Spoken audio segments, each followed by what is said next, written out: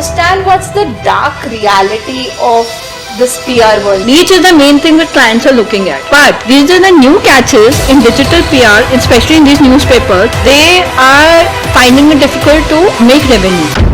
PR is all about consistency. If you want to make your name in the media, you have to continuously grow the trumpet. Don't you feel that the print media is little bit kind of dying right now? Problem with the smaller companies is the ones who are startup. They just want to do 5 stories and they feel their world will talk about them. That's not going to happen. Do you feel storytelling is kind of dying with AI?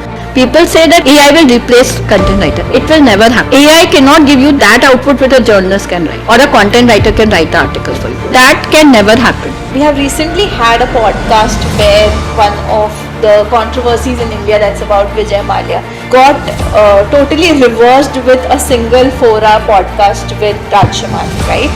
What's your take on this? Like, is it a good PR strategy or like something better could have been done? Welcome to yet another episode of Satya Manthan, and today we are going to dive deep into the public relation world of India. Yes, the PR industry is growing massive in India, and in this podcast we have a special guest who's going to define and redefine the PR industry. She's also going to unravel truths, myths behind this industry. What helps us to build a positive narration or even a negative narration about a brand. How you can do crisis management in a particular business by using PR the right way. And how you can know more about creating a perception for your business in this digitally connected world. All of this will be the talk for today's podcast. So keep watching till the end. Also, do not forget to share it with someone whom you feel must know the importance of handling PR for their business. So let's get started. Welcome to today's show. Thanks, Sakshi. It's great to be on the show, and I've been looking forward and listening to your podcast in your earlier shows, and I really like the guests which you interviewed. So let's start, and I'm looking forward to the great show on PR today. Thank you. Thank you so much, Pallavi. It's an honor to have you as one of our guests for the podcast. And with this podcast, I would also like to dive deep into this industry, like really deep, where we actually talk about the truths, the myths about the industry, because recently the whole digital PR media thing has been growing much more faster than we have ever thought, right? So with this, I would like to really go down deep into how we can shape a narrative of a brand when it comes to PR, because this is the first thing that a brand does and a brand must do, right? And there is no better person right now with us to tell us that how this particular initiative in a business can actually help shape a perception about a brand. So let's get started with this. Okay. So basically, a brand, whether it's a new brand who's launching or it's a brand which is getting established in the industry, they need PR. PR helps to change the perception, right? So a positive PR is also important for a brand. And in case they fall into negative publicity or something goes wrong, then also PR agency helps them to change their image, negative to a positive. Right. So that's the important part PR agency plays into any client's thing. Whether the startup is concerned, we need to start from the scratch and we need to build a brand, right? But whereas an established company is their PR is more into global PR, and we also do their global PR comparing it to the Indian market. So we have that advantage in the big brand. Like there are few brands which I'm handling.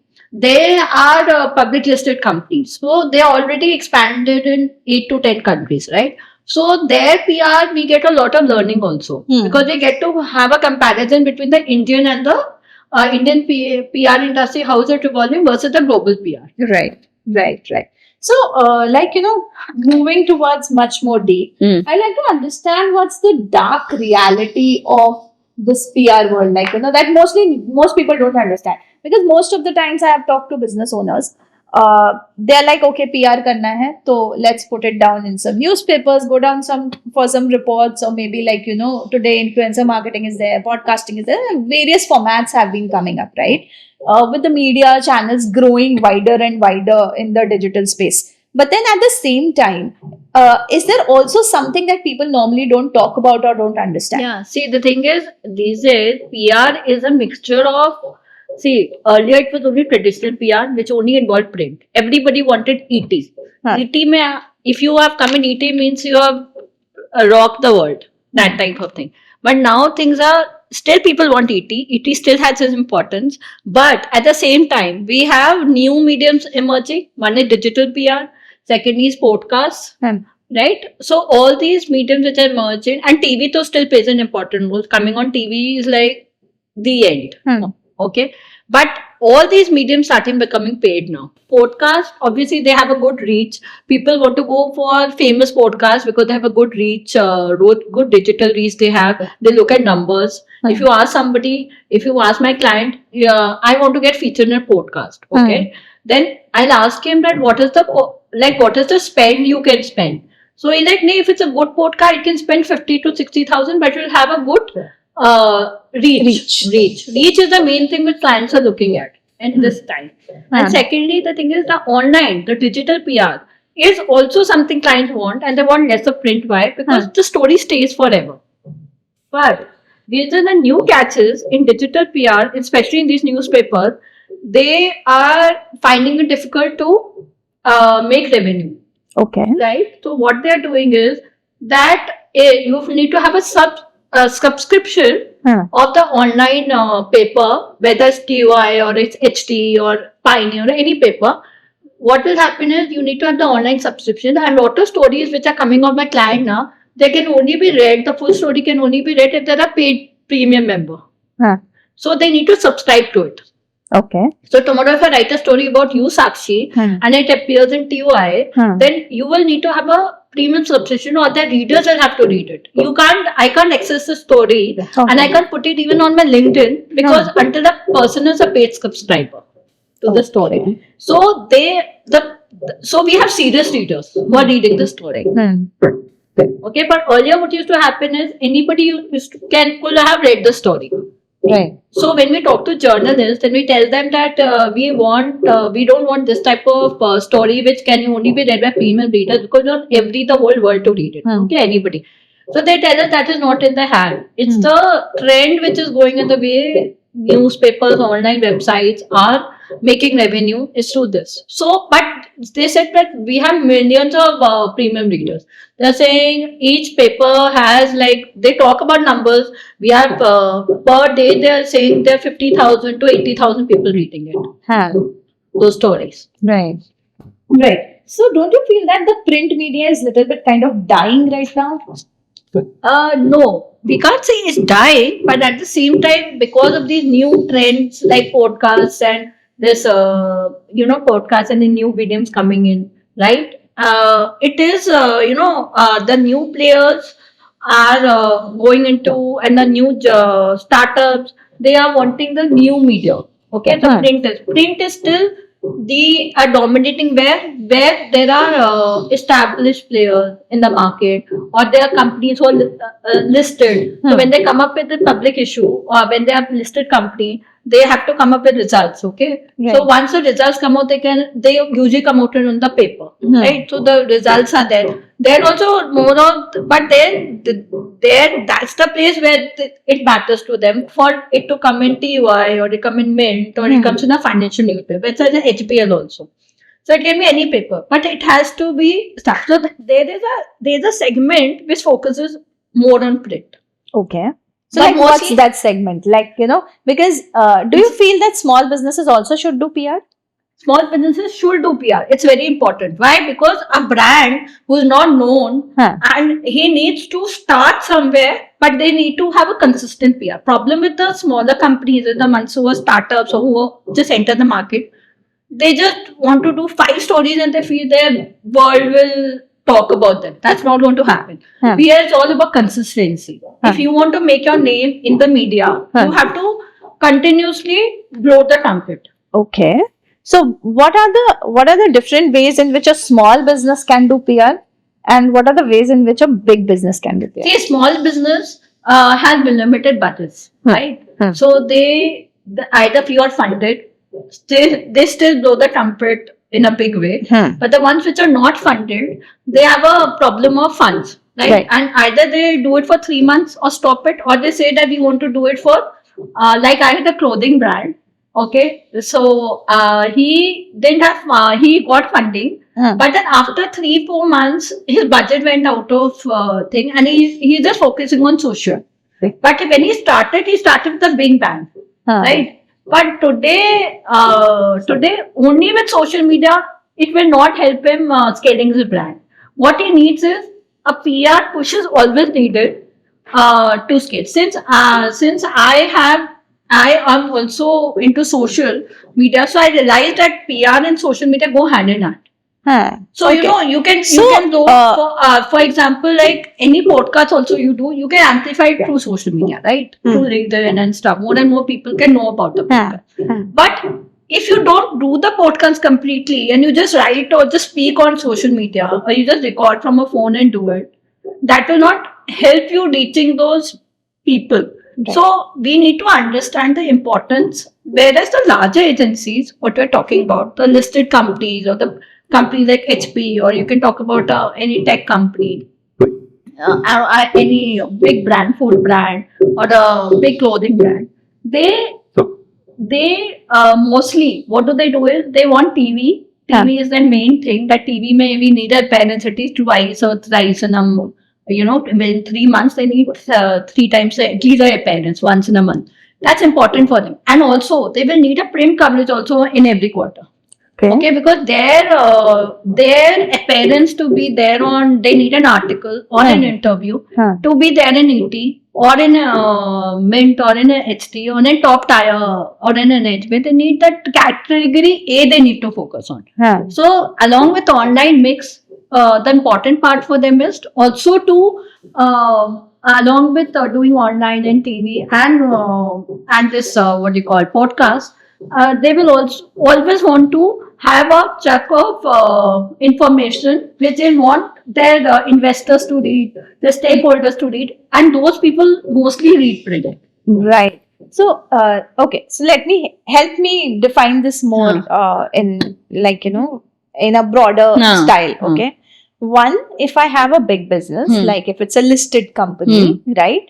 I prefer going with TV. Start with TV. Further going on to newspaper and print and newspaper go hand in hand. Yeah. Okay. Right. Where I see to it that every quarter something should go 3 times or 4 times at least, and every month there is something going in specifically to my stakeholders, because my stakeholders are seeing what progress are we making, how things are happening, right? And how the company growing. Right. Okay. So now this is about big businesses, right? Now, for example, I have a small business. Okay. Small business, which means like I am maybe I am within city bounds of my country, right? Or maybe like, I am just serving around in a one particular city, but I'm the master of that city, right? What kind of city do you mean? Like a Pune or something? Or Pune type of Okay, so now is there a difference between metro and non-metro as well? That also is. Oh, wow. Okay. So, if we are in metro, what happens? And if we are not in metro, then what happens? Okay. See, if we are in a metro, what happens is that we have a option of these typical the same newspapers. We have the option of these main newspapers which everyone knows, right? In Metro City, they're all famous. Whether it's Times of India or Hindustan Times or a HPL or a Mint or a HT or you can say Indian Express or a Pioneer. The all papers are like, we know, everyone knows they are there. Okay. And whereas in a metro, we have few Hindi papers also, which are Amar Ujala, Dainik Bhaskar. These are the regional, right? Ones, yeah. But so these are the ones, and few in big brands, they hardly go into regional PR until they are venturing into that particular location. Like for example, this client of mine who's into event management, he ventured into Kolkata recently. Okay. So for him, we did Kolkata mein, we did PR for him. Like we focus on the Kolkata PR. Like Kolkata region mein, we got him coverages in Kolkata papers and Kolkata regional papers in Bengali and in Hindi. So that time, whole coverage was on him pouring into Kolkata. So there we spoke to all the journalists about it. Why did he for it? And why did he for it was very interesting. Because of the cultural event, he forayed into Kolkata. Okay. So that was the thing. And whereas if it's a smaller, if it's a small, my tier 2 city, okay, what happens is their brands have limited English papers options. Right. Okay, like we only have like 3-4 papers to focus on.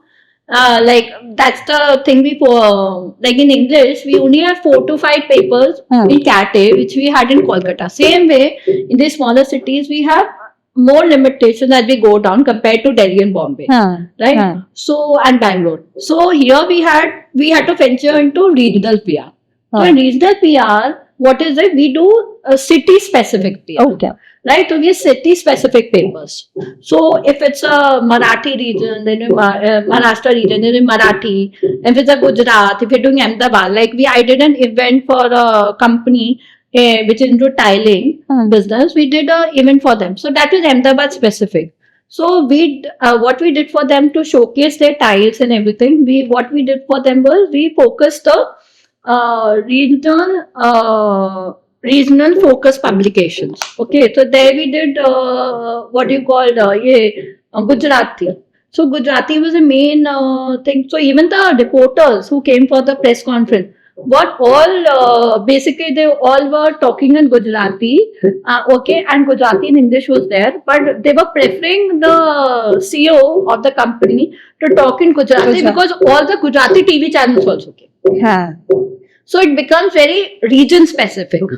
But that type of PR, because they wanting to blow the trumpet in the same city. It's not always that they're not wanting that Mumbai people should know about us, or for example, even a Delhi media should know about it. They want to know about that specific place should know about it. Maybe the other places already know about it. Right. Some brands are they're already established in Delhi, Bombay, Bangalore, and now they're venturing to tier 2. And some of them are starting from tier 2. So there are two aspects to it.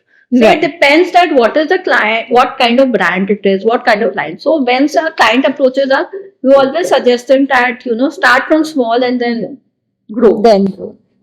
That's nice. That's a good insight for anyone who just wants to start PR, or anyone who wants to explore this particular thing to build a brand value or brand perception rather about themselves in the audience. A very nice step that you have talked about. Well, now I would like to shift more towards the digital space, where today AI is ruling kind of the digital space, right? Although having said that, from time to time platforms are coming up with guidelines. Just recently we had YouTube coming up with the monetization guidelines, where they are not going to monetize the AI created videos or the reusable videos that earlier it has been doing, right? So as the technology evolves, so the loopholes come into picture and everyone tries to cover up those loopholes, right? But when it comes to PR, okay, and specifically when we are talking about the digital platforms, the social platforms, now whether it be in the form of interviews, talk shows, podcasts, or maybe in the form of social media, right? Do you feel storytelling is kind of dying with AI? See, the thing is, the idea to behind PR is not to copy AI.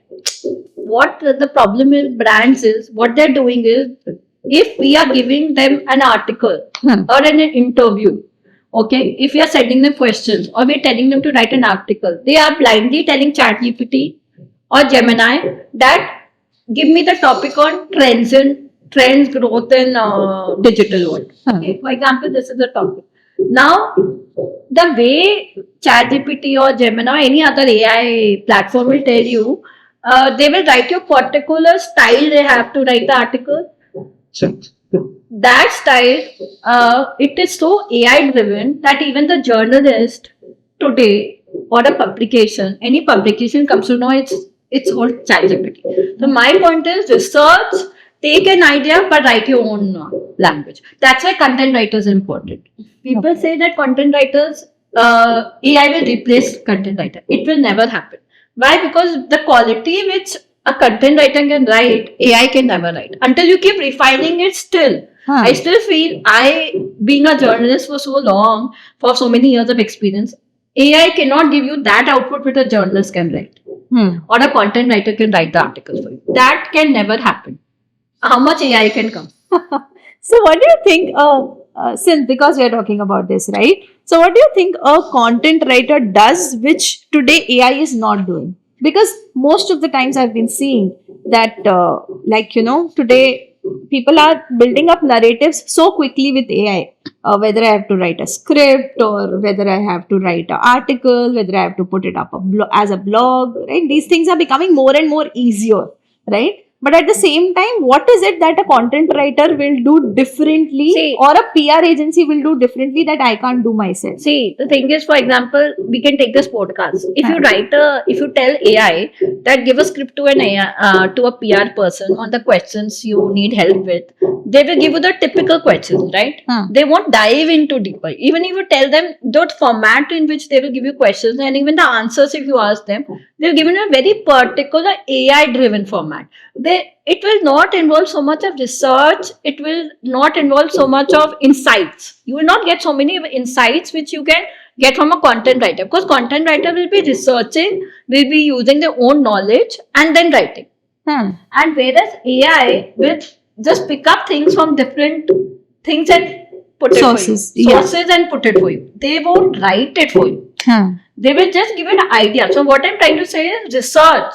Research is the main thing. Research, take help of AI. AI is not bad thing. I'm not saying nobody should use it. Okay. Even today we use it to read about something, to have an idea about something, even to find publications, or even to find that which are the good publications for the women-oriented magazine or for the tech magazine. So it gives you names, right? So we use it. But at the same time, we also go and research at what are these magazines all about. We just don't only rely on AI. Right. And people are only relying on AI, and when they send the article to the publication, what happens actually in the end is that the journal rejects the article. Why? Because he says it's all AI driven. So what effort have you guys made? So I've been telling all my clients now that please give it, if you write well, the many of the clients who write exceptionally well. So always tell them it's good, we want your input. With the way they can master of knowledge can come in the article, we can't write it for them, right? Because they are the experts in the area, whether it's tech or it's events or experiential marketing or it's food or anything, depending on client to client. But the thing is, at the same time, if you are too busy to write an article, then please give it to a content writer and who is experienced in the same vertical. Like a lot of people who are experienced in lifestyle content writers, they can't write tech. They're not able to write. Right. So, so that's the thing. So it's a very complex situation. I do understand that, but then can we bifurcate between a AI written article and a humanized one? Yes, we can. Yeah? Yeah, there is a lot of difference. You can, from the language, you can make out. Okay. The way an AI is written, it's written in a typical AI-driven language. Like, you can understand. Whether it's a content writer, the way he is humanized and more. Okay. If you tell AI to humanize, he'll make it worst.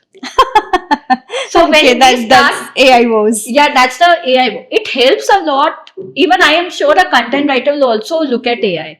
So for some ideas. See, ideas are good. I'm not denying that AI doesn't give us ideas. But what to write and how to write is even on LinkedIn, if you read any article, if you are from that background, you can make out a person has used AI or he's written on his own. That's true.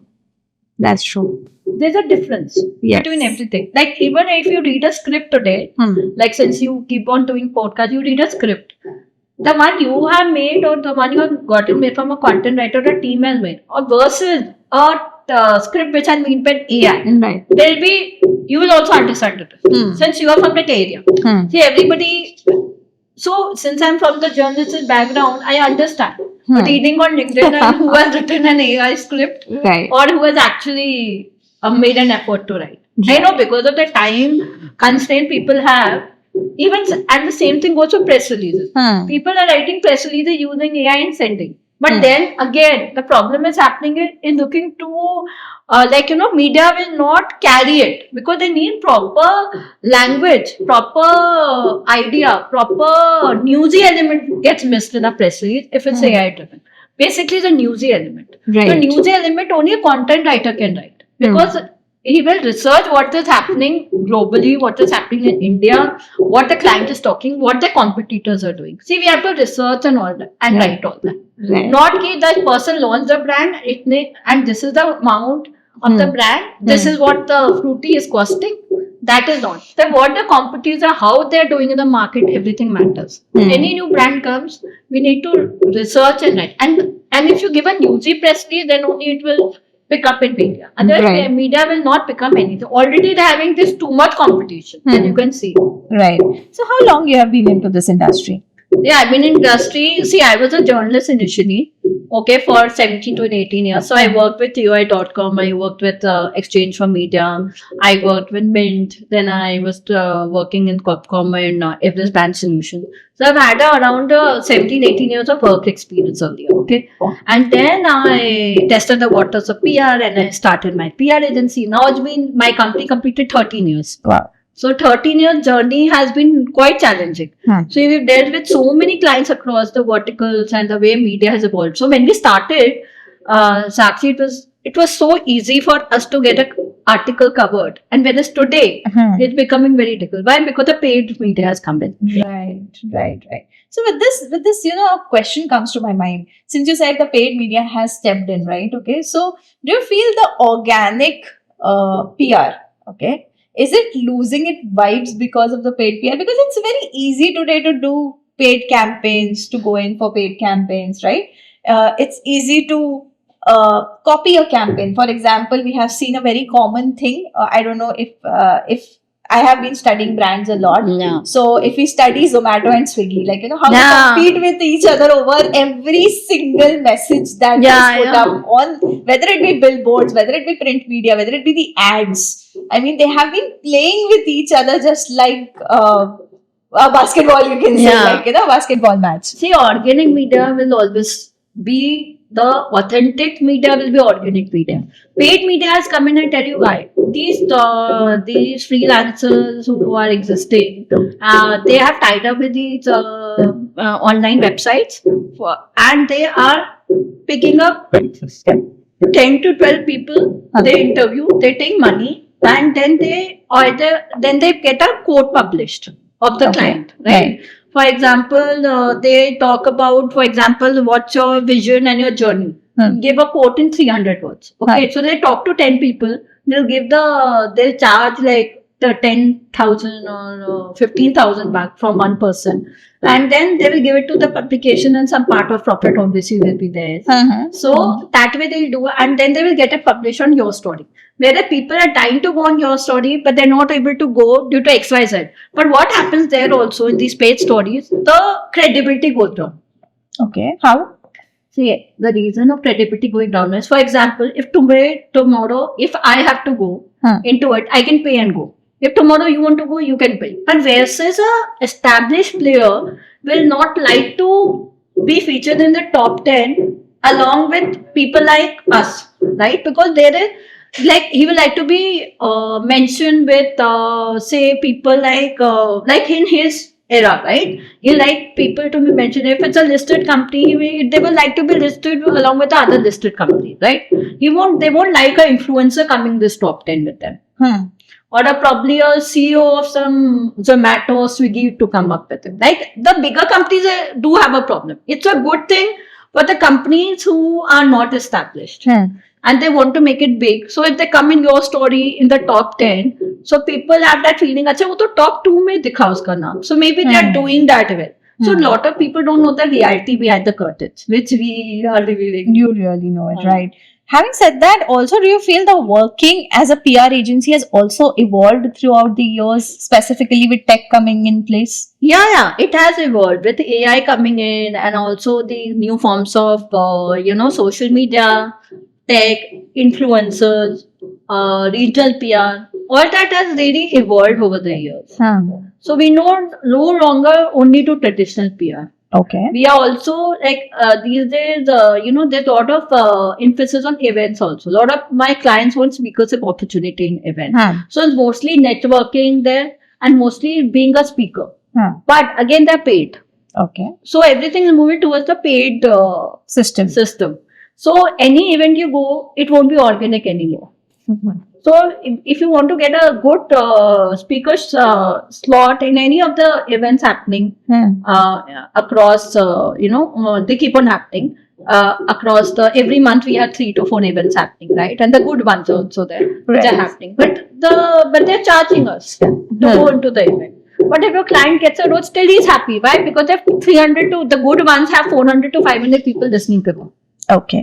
So that's the good part. So that's the thing. So like these days, PR is not only about telling a client, write an article, we'll get it posted, Huh. we'll get it published. Or not about if interview, okay, person will come and meet you, do an interview, yeah.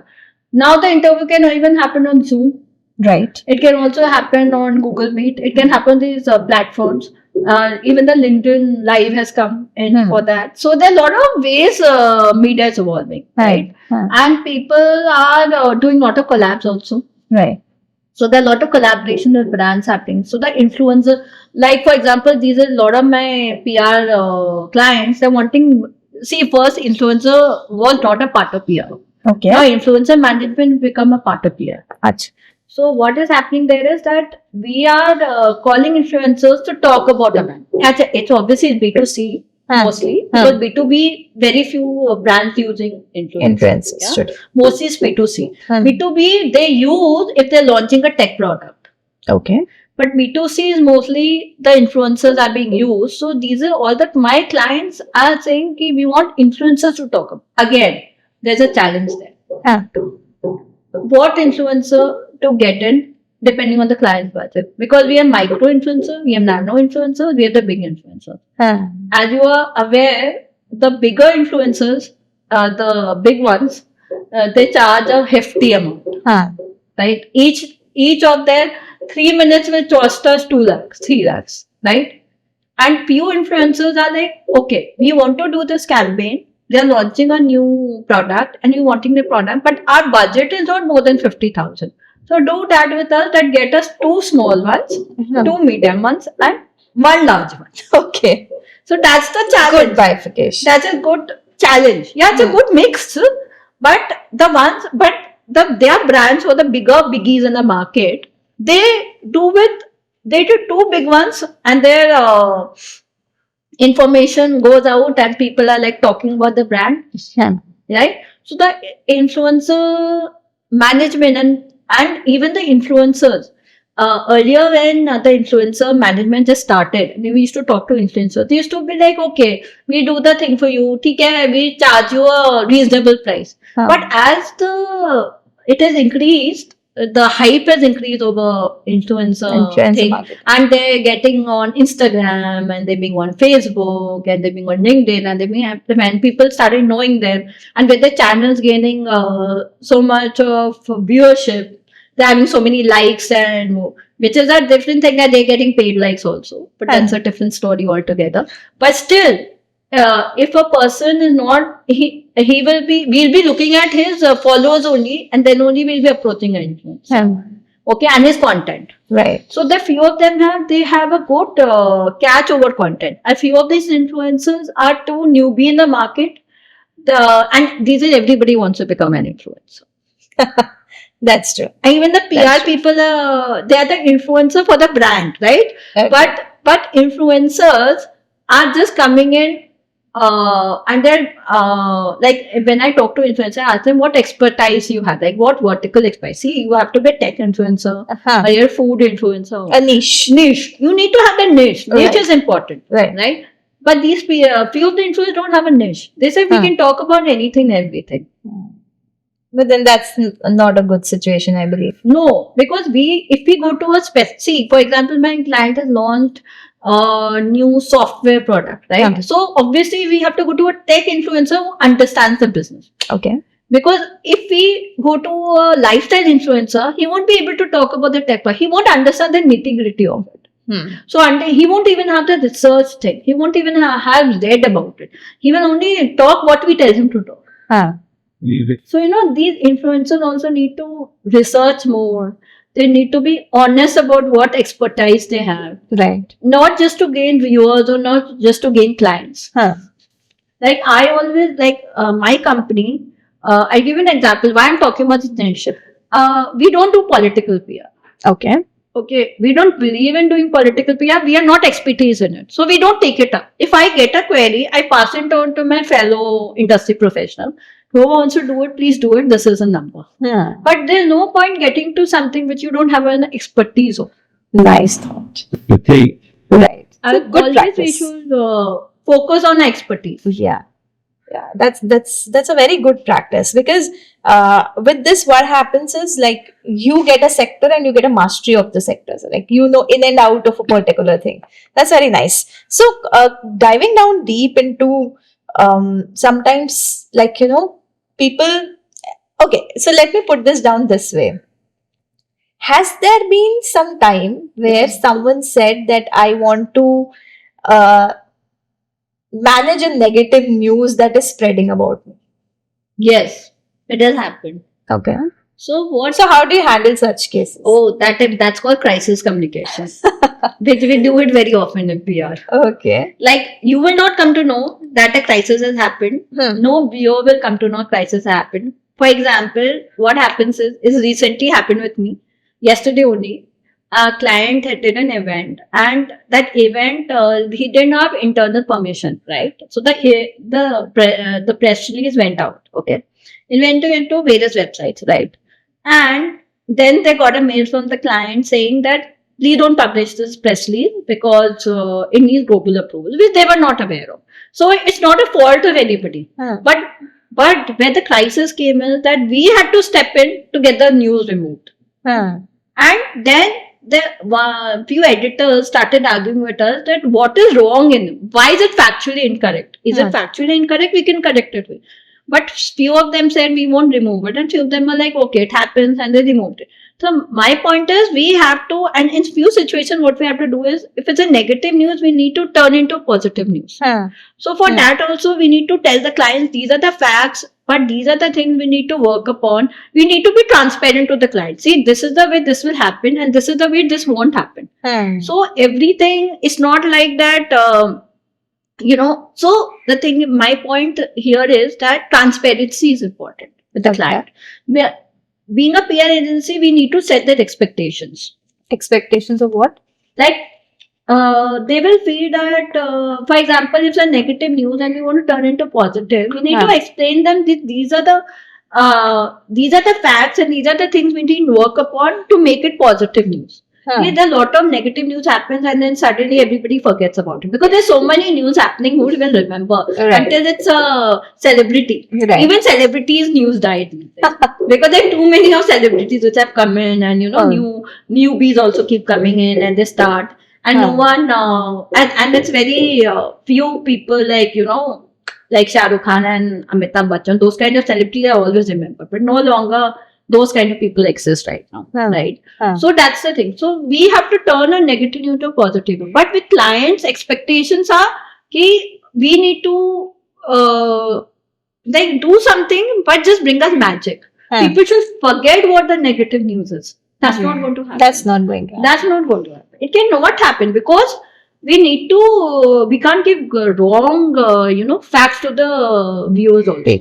That's a responsibility as a PR agency. We can't tell them that if a client is making 200 crores ka profit, we can't write in media is making 400 crores ka profit. Why? Because there are ways to rectify it today. And why say wrong fact to the media? They can be, everybody is reading it. Right.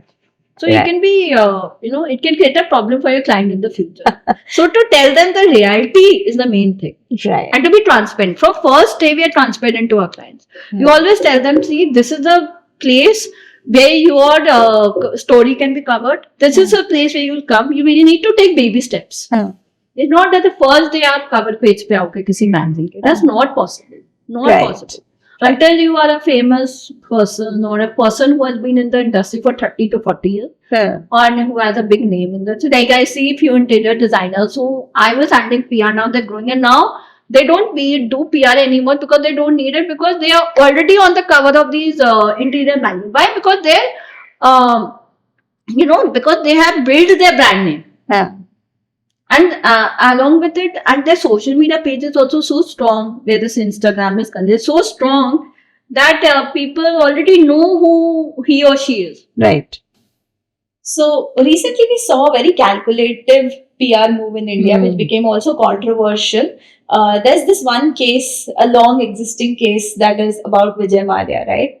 And the way he turned out his PR strategy to be more positive, and did a podcast that Yeah, lasted right. almost for 4 hours to turn down the negative narratives into a positive one. Do you feel that this is the right PR strategy for any brand that has been so long into the news See, in the Indian government? see, the thing is, the PR agency who ever handled the Vijay Mallya thing, the podcast was wonderful. Okay, it helped the brand to have a positive image, right? Huh. But as a PR agency, PR can frame a story, okay, but the problem is you never distort the truth in it. Right? That's very important. While PR can frame a story, it should not, twist the truth. Huh. That it should not say the wrong facts to the media, because the brand can face legal consequences. Okay. So, PR role comes into framing a negative story into positive, but with the correct facts. Huh. Because Right. it's not. So as far as the facts were delivered over the podcast, somewhere it turned to be positive. Yeah. Nice. So that's the PR agency's basic job, was to make Vijay Mallya's image. That's right. That's right. I mean, that's the whole reason why this podcast Yeah, was the done. whole reason was that. But at the same time, I'm glad they did not say the wrong facts to the media, and otherwise Vijay Mallya would have run into bigger trouble. Right. Because some of the stories I see, they are published, wrong facts are published. But at the same time, the company need to realize that these days, everything is available online. Even you can access how much profit a company is making. Right. Okay, if you're a listed company, you can always access Always it. Okay? access. So if you talk you're making 600 crore or 200 crores, and you talk about media that you are reaching 500 crores, you can say your vision is 500 crores, but you can't say you're making 500 crores. So all this is very easily accessible these days. Right. So, these things can land what happens is the company's image along with the PR agency image gets into trouble if you say wrong facts. If you're caught, then it's a bad image. Right. Can it turn out to be a legal battle It can. People for the agency as well? agency, no, many cases it doesn't happen until the fault of the agency. Okay. Okay, if an agency makes a mistake of twisting the facts, or they wrote a wrong figure by mistake and the client didn't notice or something like that, then it can be an agency thing. The client can sue the agency also, the PR agency. But mostly it's if the PR agency has not made the mistake and has come from the client, then the battle is between the client and their client, Okay. like my client and that client. Right. So then my company, PG Communication, will only be in fault if we have made that mistake. But if we have approvals from the client, then no one can tell us anything. But again, we need to help our client get into, help them to get out of that mess. Do you also feel that these days, like, if we go to a newer form now, the newer form of PR is becoming being featured on a podcast, for example, right? Okay, or being featured on a talk show, being called on a talk show, right? Which could be a live talk show, something which is going on digitally between one country and another, or maybe one city and another, right? Okay, so a lot of digital aspects are building up. Do you feel still that that essence of thought leadership still exists, or the clients just want to go in because these things are becoming more and more viral? See, the thought leadership that the advantage of podcasts is they get a lot more to talk in a podcast compared to a traditional media, right? They can talk about everything under the sun, Right. right? And blow the trumpet, right? Whereas on a traditional media, they have a limitation of space, Huh. right? Because a newspaper will only give you this much space, Right. right? Until they do an editorial. And editorial has become so expensive these days. It's like they charge per centimeters. Okay. So now when a client goes for the editorial, he ends up paying 3-4 lakhs for a half page of And for a good news brand. newspaper. Yeah. And that's also not main page. It's like the 4th or the 5th page. Okay. So the rates are much more higher for the Yeah. first page. Yeah, it can go up to I think 7 to 8 lakhs. Okay.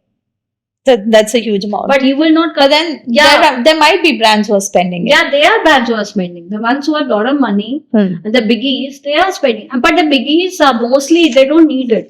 Why? Because all the media is running after the biggies. Hmm. So a big brand like Rasna or a Fruity or Surf Excel, they can get a first page if they do something. They can get a good, if their ad campaign is good, it will come into the main page or it will come into brand equity easily. Like you see the good campaigns which I talked about Huh. in brand equity are the ones, and even they still sometimes I see stories in brand equity and these advertising page in HPL also.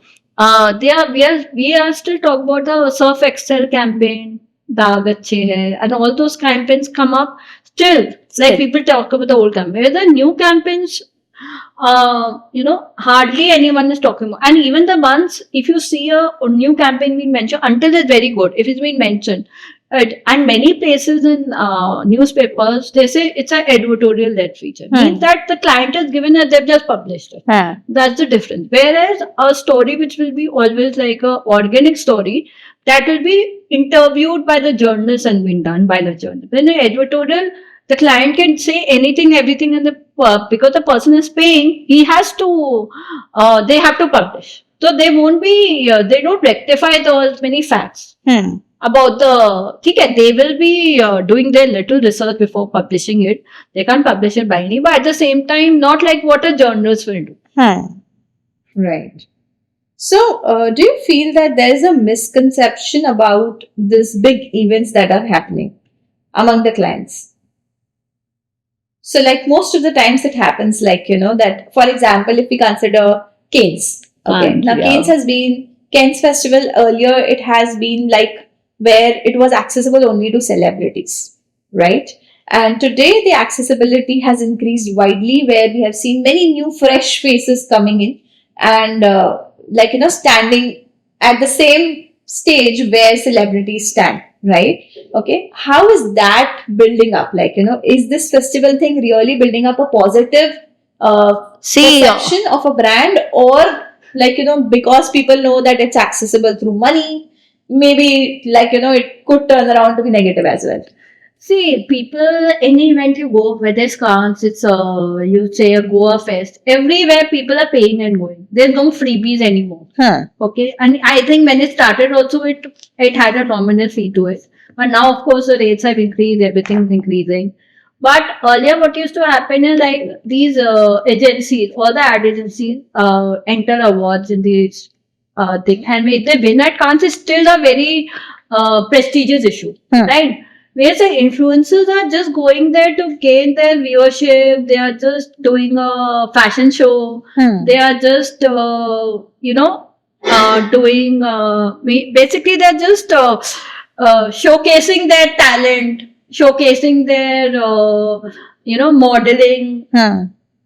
modeling they're doing there just to Right. gain the attraction, right? But they're also paying because they have that kind of money. See, the money spending power is increased, Sakshi. If you notice, these are mostly if a brand or an influencer is earning decent, he can enter these awards. He can enter these brands. It was earlier when I started with this PR thing, I used to PR agency. I always noticed one thing, that these brands, you to think which are the places where we should go and enter the awards. Which are the ones which are relevant for us.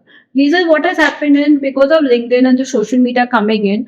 People are just entering award categories. Maybe they enter 10 categories. से एक में तो मिल ही जाएगा. That kind of thing.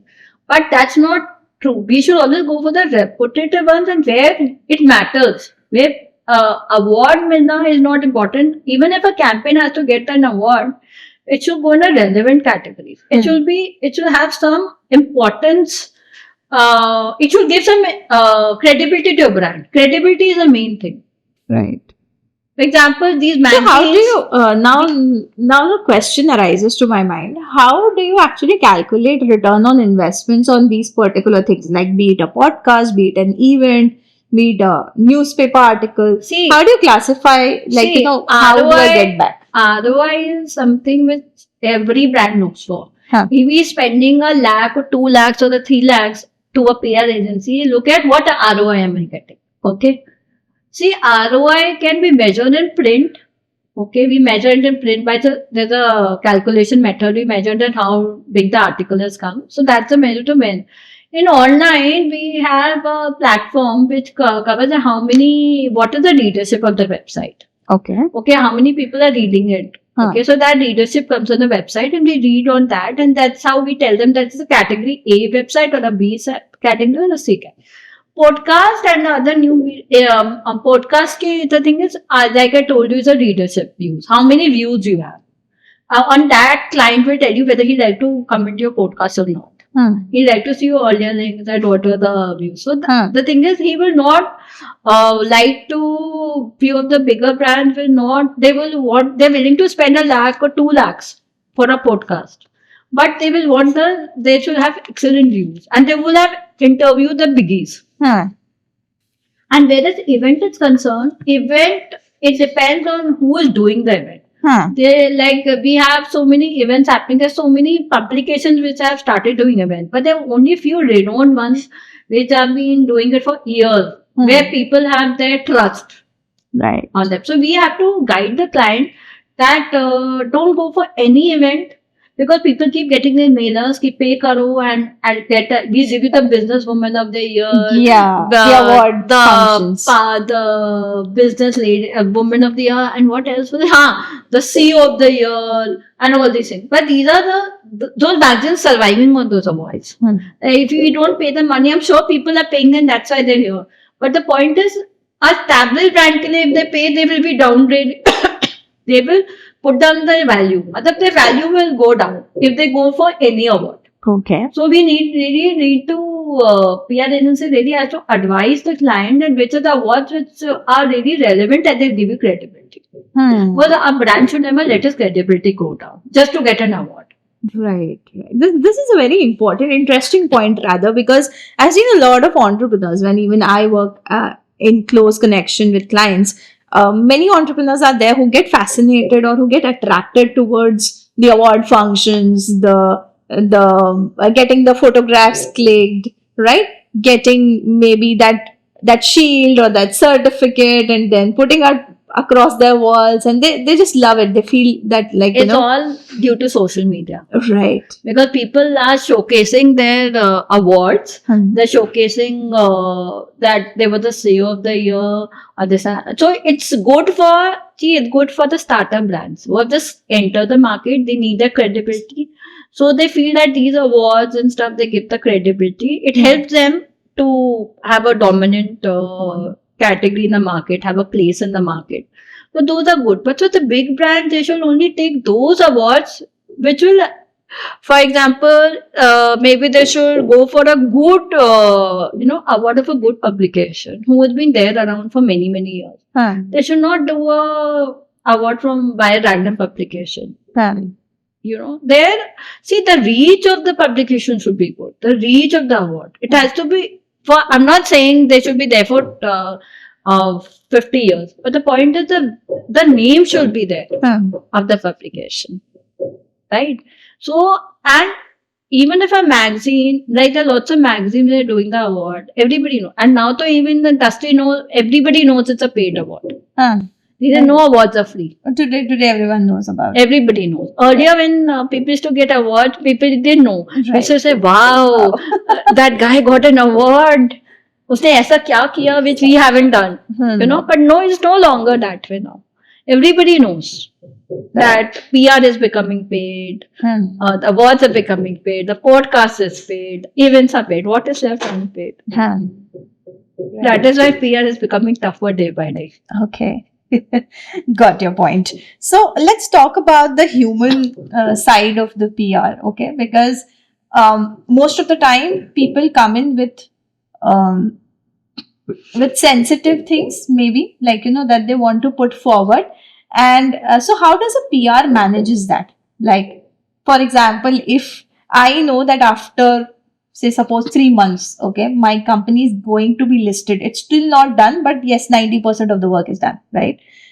And I want to somehow materialize everything before the listing happens, so that ultimately my stock, shares, everything is in a safe hand, right? And you see also there are events where I have seen the first day a company gets listed, suddenly you will see within 1 week or within 3 days or 4 days the stock price is rising high, Yeah. right? And so how a PR agency plays a role in such a scenario? See, we've handled, like, one of my clients went public.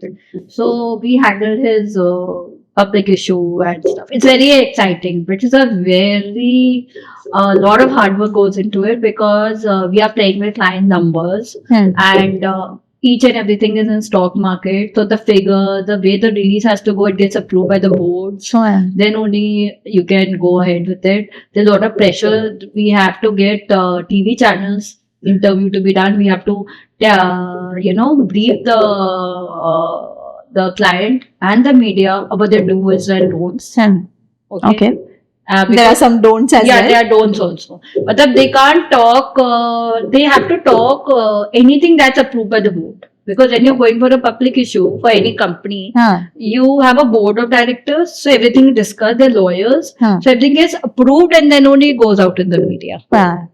Okay. Okay, Abhi, right now, if a client is a startup, he can talk anything and everything. It doesn't matter. But if Right. it's a listed company, everything can't go beyond, can't go without the approval of the board. Right. So board plays a major role in those cases. Okay. So going forward, like with the growing PR world in India, what do you think are the growing trends in the PR industry?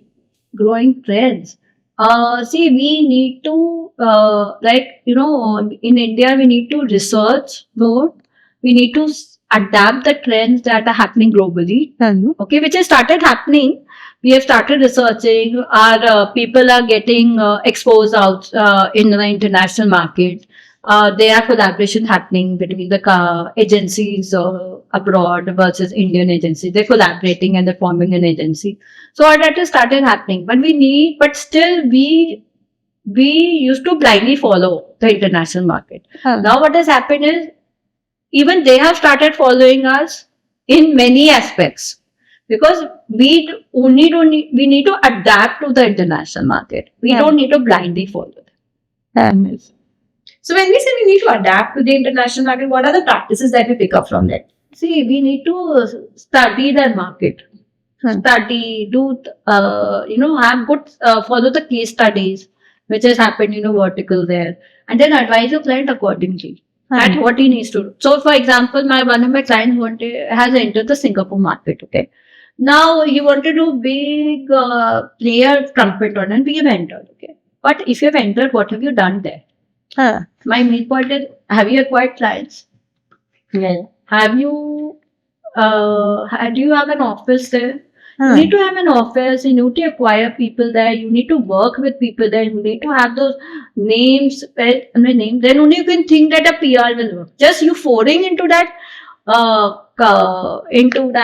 for example, Singapore will not get us coverage in the international market. Yeah, Indian market will cover you because you established PR. And you can say you're foreign into Singapore. But whereas if you want stories to happen there, international journalists will not write about you until they go behind credibility. They go behind credibility, and their paid PR is very, very expensive.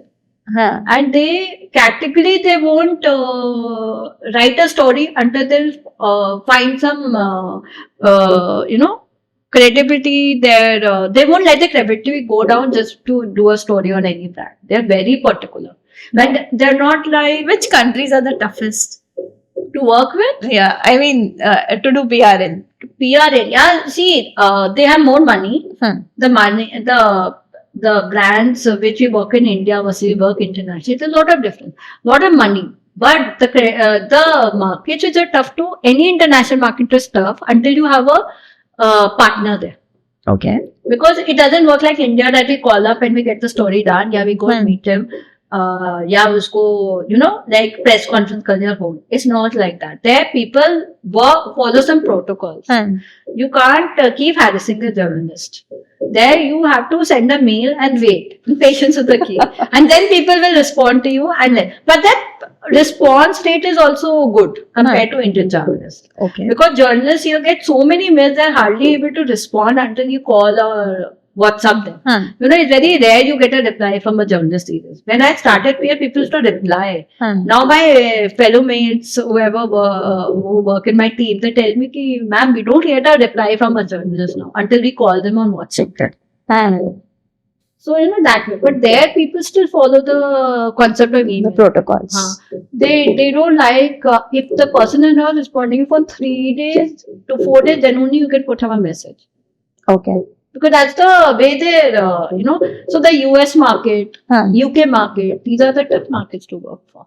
Asian market, whereas Singapore, it's more Asian, somewhat acceptable to media. Like I have done a project for a lawyer in Singapore. So I was very scared to work for a lawyer. I was like, if anything goes wrong, you can assume.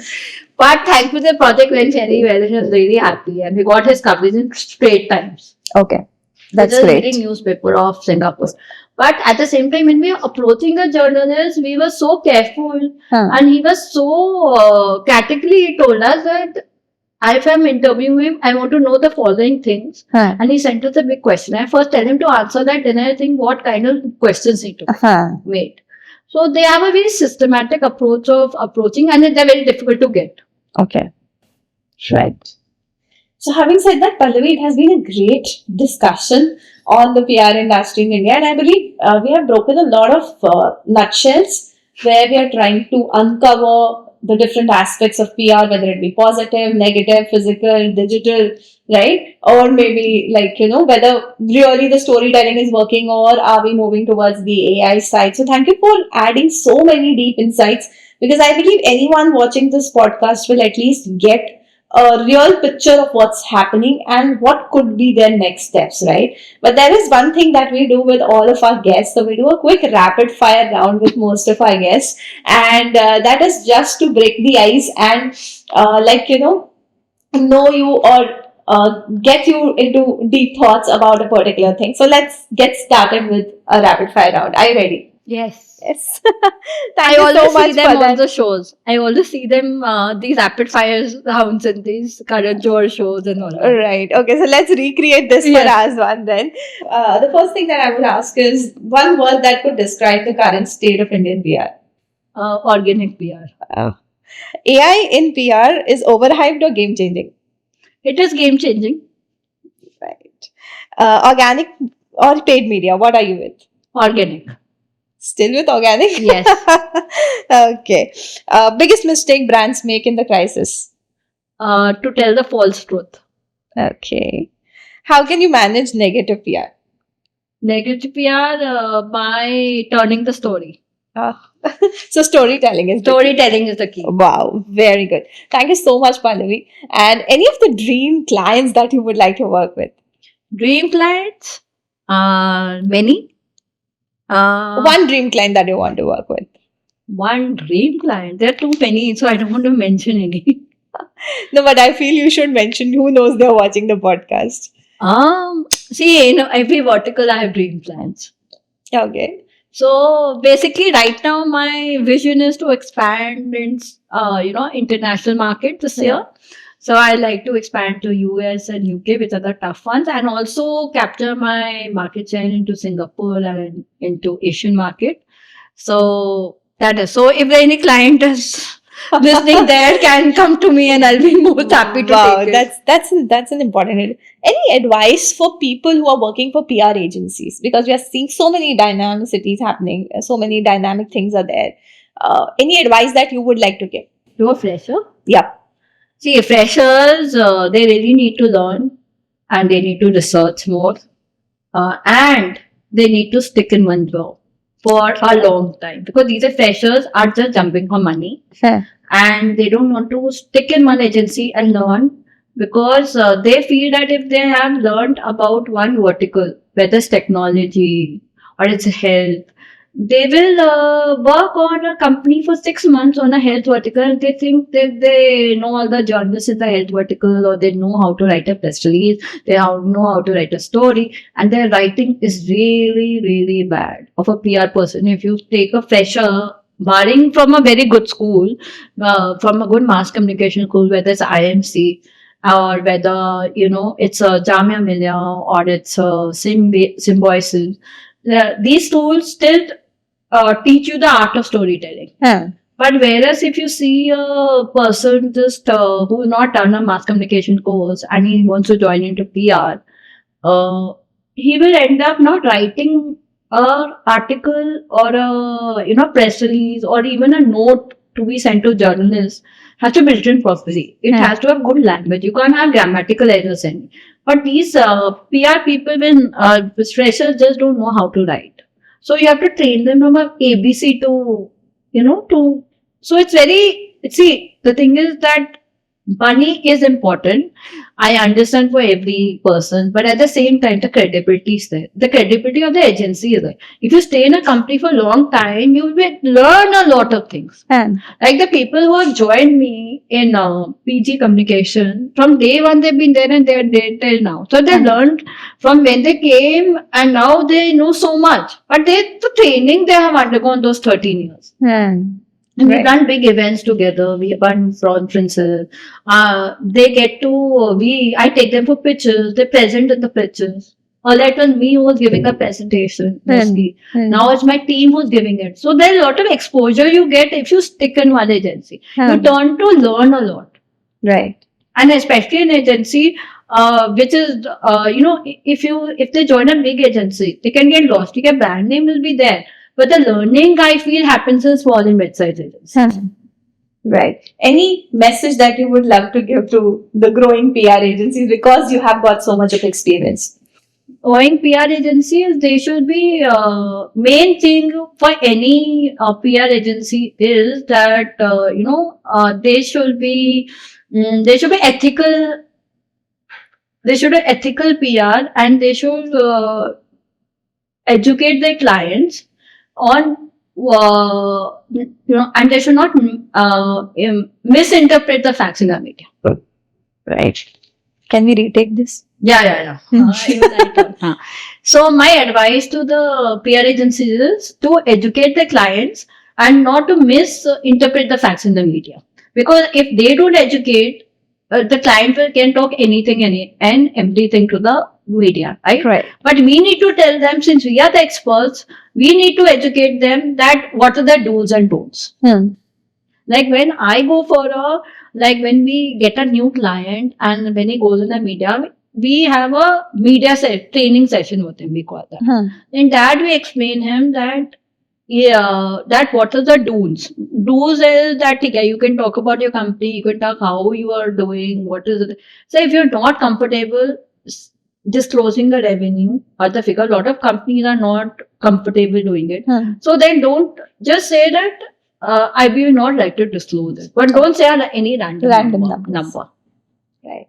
So that's just a small example. Right. Thank you so much, Pallavi, for adding so many insights and giving us these guidelines of how a PR agency can work. What is it that works for the future? How storytelling is still the master of the whole PR world. And it will always remain the master. Storytelling is the one which is emerging in media. It will always stay. The good brands are telling the story in such a way that they're gaining eyeballs, right? Right. And a bad storytelling can do negative publicity. Right. Thank you. Thank you so much for adding all of these insights. Thank you so much, viewers, for watching this episode. I hope this episode brought you some value and helped you dive into another industry. We will try diving more into more industries around the world. We'll try bringing in the best of guests for this podcast. Do help us with suggesting some names in the comments below so that we can reach out to the right people for you to help understand how different industries are working in Indian markets today. That's for now, and we will see you in another episode of Satya Manthan.